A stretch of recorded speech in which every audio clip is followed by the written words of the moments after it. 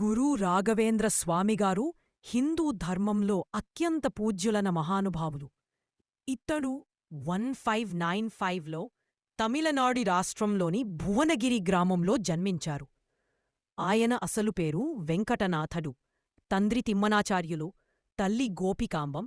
చిన్ననాటి నుండే వెంకటనాథడు చాలా తెలివైనవాడు. సంస్కృతం, వేదాలు, శాస్త్రాలలో అమోఘ పాండిత్యం పొందారు. వెంకటనాథడు కుంభకోణంలో ఉన్న మధ్వ మఠంలో సుధీంద్ర తీర్థుల వద్ద విద్యాభ్యాసం చేశారు.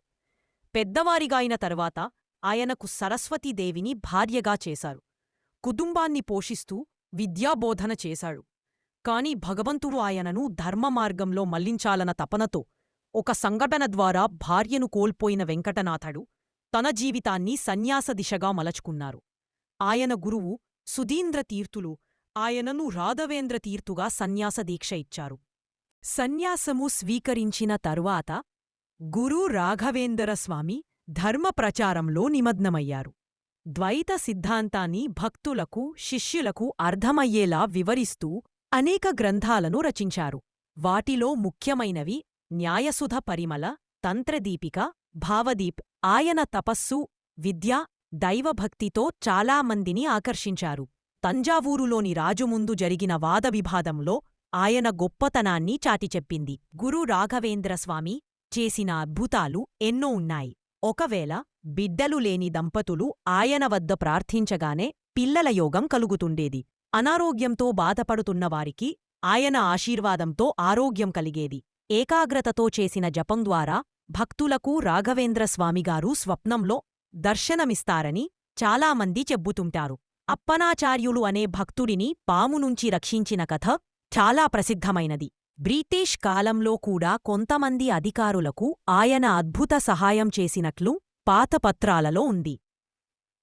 మంత్రాలయం గ్రామం వద్ద తుంగభద్ర నదీ తీరంలో జీవసమాధిలో ప్రవేశించారు.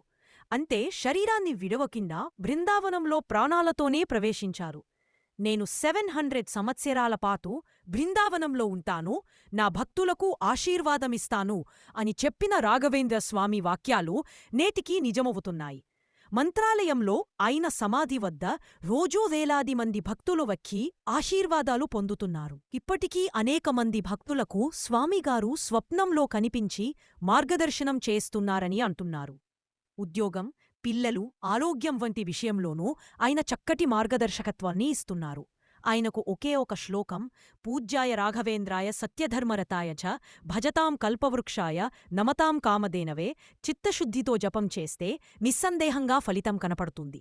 ఇలాంటి దివ్య జీవితాన్ని గల గురు రాఘవేంద్రస్వామిగారి జీవితం మనందరికీ ఒక మార్గదర్శకం. ధర్మ మార్గంలో నిలబడి భక్తితో ప్రార్థన చేస్తే ఆయన ఆశీస్సులు తప్పక లభిస్తాయి. మంత్రాలయాన్ని కనీసం ఒక్కసారి సందర్శించడం భక్తుల అదృష్టంగా భావించవచ్చు.